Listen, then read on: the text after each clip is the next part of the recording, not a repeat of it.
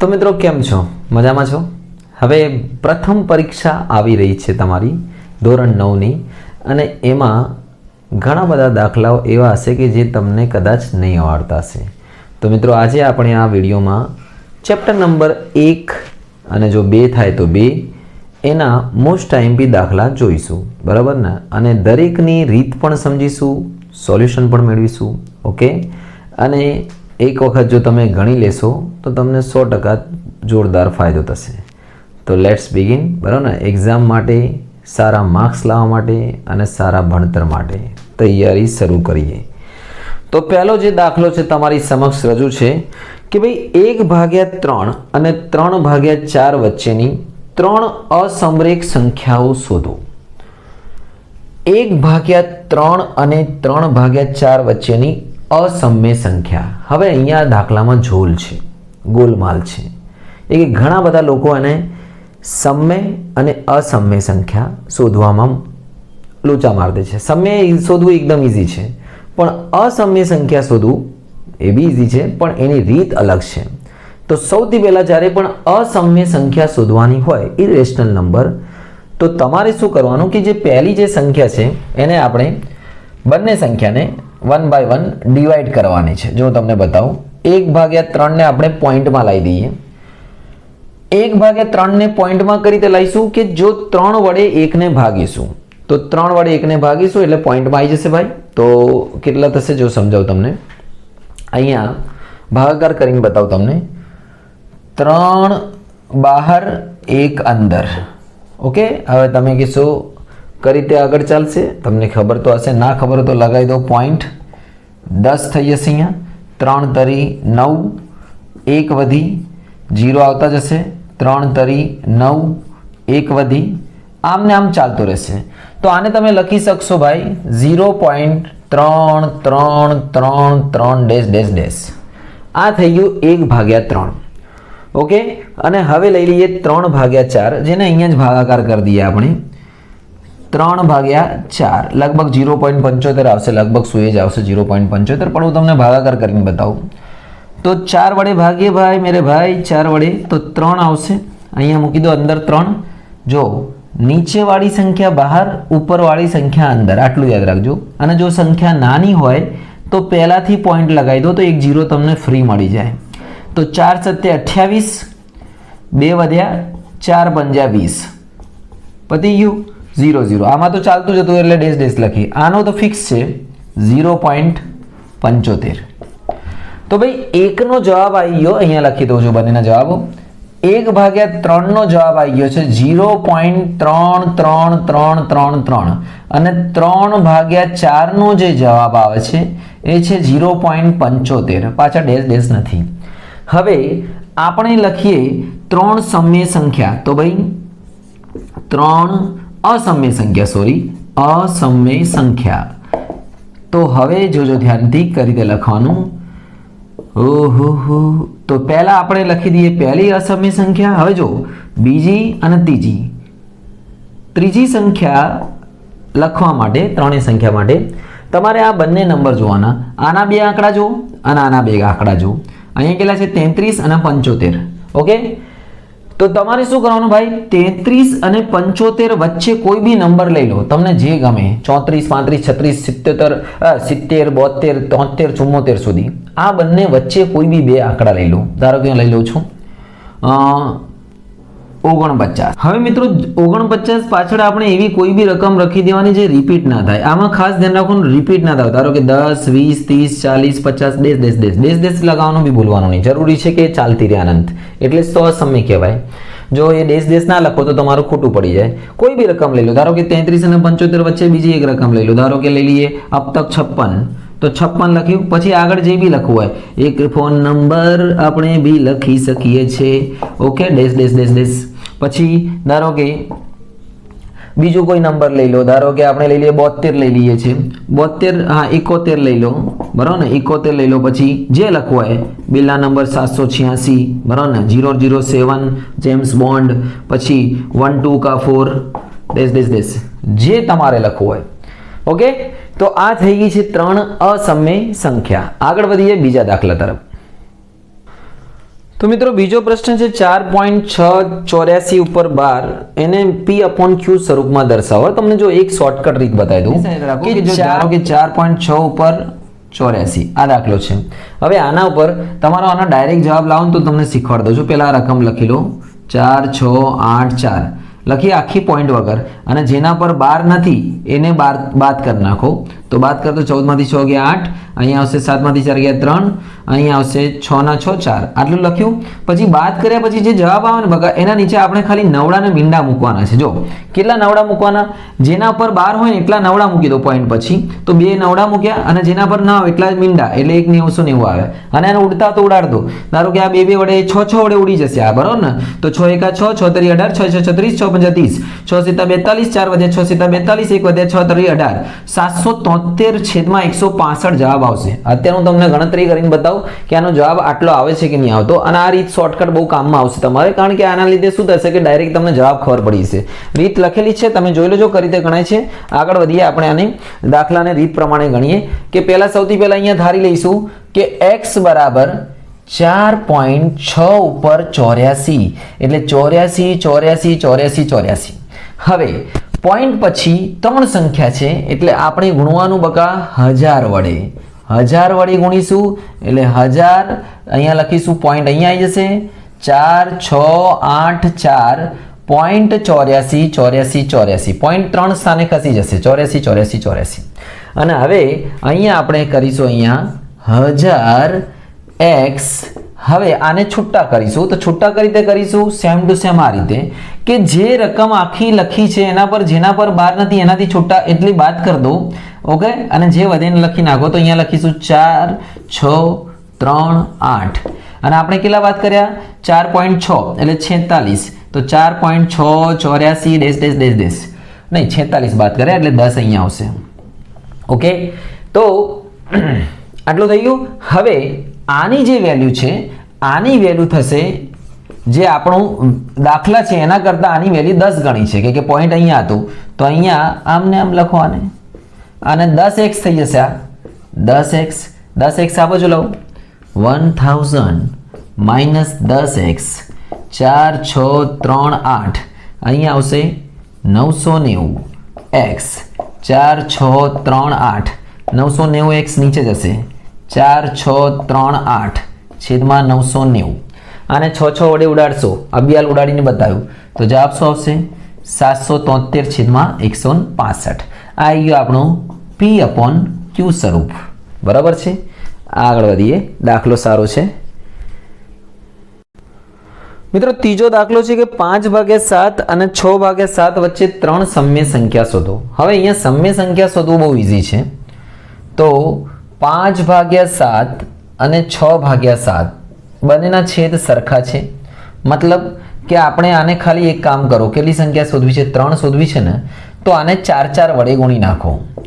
4 4 આમ તો 2 2 વડે ગુણ્યું તોય 5 દુ 10 ને 6 દુ 12 3 3 5 15 જે ના વડે ગુણવું હોય, પણ જો 2 2 વડે ગુણશો તો ઓછું પડશે. 5 ચોક 20 7 ચોક 28 6 ચોક 24 7 ચોક 28. ઓકે, આવી ગઈ છે. તો માંગેલ સમય સંખ્યા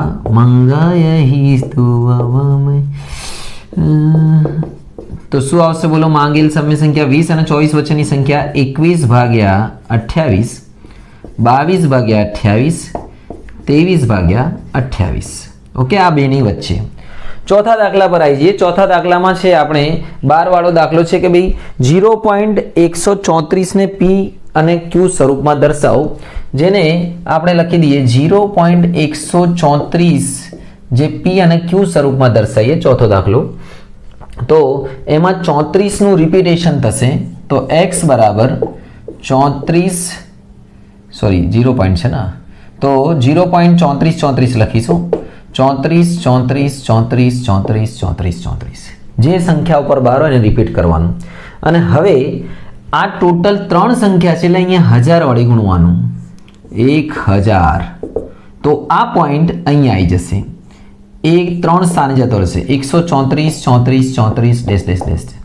અને હવે ધ્યાનથી જોજો 1000x અહીંયા x આવવાનું રહ્યું, લખી દઈએ x. 1000x બરાબર 134. હવે ધ્યાનથી જોજો આપણે શું કરવાનું કે આ જે રકમ છે એને એના પર જે બાર ના હોય એટલા બાદ કરી દેવાના. હવે એક ઉપર બાર નથી એટલા બાદ કરી દે. 133 કરીને પ્લસ એક બાદ કર્યા ને તો 1.34 આવું હંમેશા કરવાનું, જેના પર બાર ના એટલા બાદ કરી દેવાના. તો અહીંયા વધશે 1000x 133. હવે જો આની વેલ્યુ છે ને આના કરતા 10 ગણી છે, કેમ કે પોઈન્ટ અહીંયા છે, આમાં અહીંયા છે, એટલે આ 10x થશે. 10x આ બાજુ લાવો, 1000x માઇનસ 10x 133 990x 133 990 સામે નીચે લઈ જાઓ તો x બરાબર 133 છેદમાં 990 જે ઉડશે નહીં કદાચ. ઓકે, તો p અપોન q બરાબર 133 છેદમાં 990 આ આવી ગયો જવાબ. ઓકે, ઇઝી છે. આવી આગળ વધીએ બીજા દાખલા તરફ. તો મિત્રો પાંચમો દાખલો છે જેમાં છેદનું આપણે સમીકરણ કરવાનું છે. હવે જો છેદનું સમીકરણ કરવા માટે તમારે ધ્યાન શું રાખવાનું કે જે બી રકમ છેદમાં હોય ને એ જ રકમને આપણે બાજુમાં મૂકવાની, નિશાની વિરોધી કરીને. ધારો કે પહેલા તો રકમ લખીએ આપણે દાખલો. હવે અહીંયા લખવાનું આપણે આ જે રકમ છે એની એ રકમ ખાલી પ્લસનું માઇનસ કરી દેવાનું. પ્લસનું શું થશે? માઇનસ. અહીંયા પ્લસનું માઇનસ થશે, અહીંયા બી પ્લસનું માઇનસ થશે. ઓકે, અને પછી હવે ગુણી દેવાનું. તો હવે જો ઉપરવાળી રકમ થશે ને એ આવી થઈ જશે, 6 એમને આવશે બ્રેકેટમાં √2 √3. પણ જે નીચેવાળી રકમ છે એ બંને ભેગી થશે. અહીંયા સૂત્ર બનશે પ્લસ અને માઇનસ વાળું, કે જ્યારે બે રકમમાં એકમાં પ્લસ ને એકમાં માઇનસ હોય, બંને સરખી હોય તો બંનેનો વર્ગ થાય. x + y x - y એટલે x નો વર્ગ માઇનસ y નો વર્ગ, એટલે આનો બી વર્ગ થશે ને આનો બી વર્ગ થશે, અને વચ્ચે લાગશે માઇનસ. તો અહીંયા આવશે √2 નો વર્ગ અને √3 નો વર્ગ. ઓકે, અને આને તમે અંદર ગુણી શકો છો. 6 દુ 12 એટલે તમારે અહીંયા આવશે √12, 6 તરી 18, અંદર આવશે 18, અને અહીંયા થશે √2 નો વર્ગ થશે 2, 4 થશે 4 નો વર્ગમૂળ 2, રૂટ જતા રહે, રૂટ અને વર્ગ જતા રહેશે એટલે ખાલી રહેશે 2, અહીંયા બી ખાલી રહેશે 3. હવે જો 12 ને તમે આમ લખી શકો છો 4 તરી 12, એટલે હું આમ લખી દઉં તમને. આવું એટલા માટે કે એના વર્ગમૂળમાંથી નીકાળવું તો નીકાળી શકો છો. 18 ને લખી શકો 9 દુ 18. હવે તમે 4 તરી 12 લખજો, 6 દુ 12 ના લખતા, કેમ કે 4 નો વર્ગમૂળ નીકળે છે, 6 નો ના નીકળે, અને 2 માંથી 3 જશે એટલે -1. 4 નો વર્ગમૂળ થશે 2 √3, અને 9 નું થશે 3 √2, અને નીચે -1. -1 ના લખવું હોય નીચે -1 નું તો આગળ -1 લગાવી દો, અને આના આગળ પાછળ કરશો તો બી ચિહ્નો ચાલશે. આને આગળ પાછળ કરી દો તો બી આ જવાબ ચાલશે. સારો દાખલો છે. ઓકે, આગળ વધીએ. આના જેવો છઠ્ઠો દાખલો છે. તો મિત્રો છઠ્ઠો દાખલો છે આના જેવો જ છે. છેદનું સમીકરણનું છે, એટલે પહેલા આપણે લખવાનું અહીંયા રકમ r લખી, રકમ √1 માં છે, 1 માં નથી, તો આની આ રકમને અહીંયા ગુણી દેવાનું, પણ નિશાની બદલીને √41 + 5, √41 + 5. ઓકે, 16 એમને એમ આવશે, અહીંયા આવશે √41 + 5, અહીંયા થશે √41 નો વર્ગ થશે આખો, અને 5 નો વર્ગ થશે. અહીંયા 16 ને અંદર ગુણી દો તો 16 √41 અને 16 × 5 80 થશે. અહીંયા ગુણી દઈએ આપણે, જો 16 × √41 એટલે 16 √41 થશે, અને રહેવા દો અત્યારે, કદાચ નીચે ઉડી જશે. હા, √41 એમને એમ રાખો, +5 છેલ્લે ગુણજો, જો ના આવડે તો. √41 નો વર્ગમૂળ થશે 41 જ થશે, વર્ગ કરીશું તો આનું √41, રૂટ અને જતા રહેશે, 5 નો વર્ગ 25. ઓકે, ઉડી જવાનું છે. 16 એમને √41 એમને +5, 41 માંથી પછી ગયા 16 જતા રહ્યા, તો શું આવશે? √41 + 5 આવી ગયો જવાબ. ઓકે, આગળ વધીએ 7મા તરફ.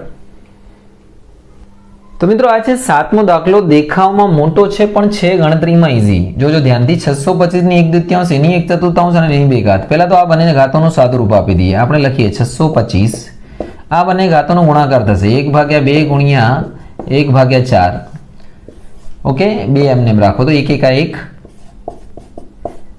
માઇનસ માઇનસ ઉડી ગયા 1/8 4 દુ 8 થાય ને અને આની છે 2 અને 2 વડે આને ઉડાડ દો તો અહીંયા થશે 625 અને 2 ચોક 8 2 ચોક 8 4 એટલે અહીંયા 1/4 આવશે કેટલા આવશે 1/4 હવે 25 ને 625 એટલે 5 5 5 5 5 ગુણ્યા 5 ગુણ્યા 5 5 ની 4 ઘાત કહેવાય 4 4 જતા રહ્યા 5 ની 1 ઘાત જવાબ આવી ગયો 5 ખબર પડી ગઈ તો આગળ વધીએ 8મો દાખલો આના જેવો જ છે એ બી નાનો જ છે જોઈ લઈએ તો મિત્રો 8મો 9મો 2 લખી લીધા છે પહેલા 8મો જોઈ લઈએ અહીંયા 27 છે 27 ની આને 2/3 જો તો શું કરવાનું સૌથી પહેલા માઇનસ ઘાતને પ્લસ કરવા માટે આને ઊંધું કરી લેવાનું 27/1 2/3 ઓકે વેરી સિમ્પલ બસ 1 ના લખો તો ચાલે 27 ને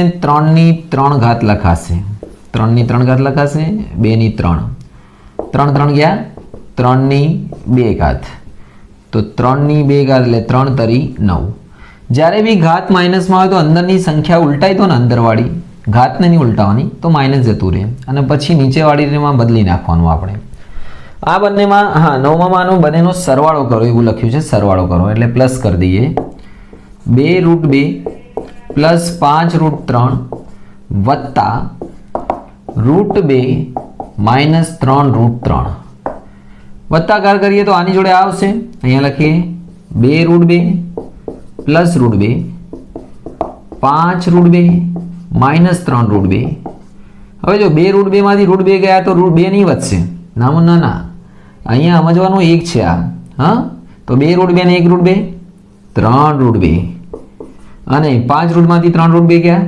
2√3 ઓકે આ બંનેનું કશું થશે નહીં રૂટ વાળા રૂટ વગર અલગ અલગ રૂટ વાળાનું કશું ના થાય અને છેલ્લો દાખલો બી જોઈ લઈએ જોડે જોડે સાદુરૂપ આપો મિત્રો તો સાદુરૂપ આપવા માટે શું કરવાનું આમાં વર્ગનું વિસ્તરણ પહેલા પદનો વર્ગ 2 ગુણ્યા પહેલો બીજો અને બીજા પદનો વર્ગ તો અહીંયા આવશે પહેલા પદ એટલે √3 નો વર્ગ 2 ગુણ્યા પહેલો બીજો √3 √7 પ્લસ બીજા પદનો વર્ગ એટલે √7 નો વર્ગ √3 નો વર્ગ થશે 3 અહીંયા આ બંનેનો ગુણાકાર થશે 7 તરી 21 અને √7 નો વર્ગ થશે 7 ઓકે હવે આમાં રૂટ વગરના બંને છે એનો સરવાળો કરી નાખો તો અહીંયા આવશે 10 પ્લસ 2√21 કદાચ 2 કોમન લે તો ચાલે બાકી તો આ જવાબ આવી ગયો છે 2 કોમન લેશે તો કદાચ આવું બની શકે છે 5 2 કોમન અને અંદર આવશે √21 બંનેમાંથી જે જવાબ હોય ચાલશે ઓકે તો આ પ્રકરણ 1ના 10 દાખલા સારા પૂરા થઈ ગયા છે તો મિત્રો આશા રાખું તમને ખ્યાલ આવી ગયો હશે અને જો તમને હજી પણ આના પછીના પણ પ્રકરણ જોઈએ તો મને જરૂર કોમેન્ટ બોક્સમાં જણાવજો અને લાઇક અને શેર જરૂર કરશો જેથી વધુ ને વધુ ઝડપથી વિડીયો બનાવું ઓકે અને જો ચેનલ પર ના હો તો સબસ્ક્રાઇબ કરજો જેથી તમને તમારા કામના વિડીયો મળતા રહે તૈયારી કરો આગળ વધો શુભમ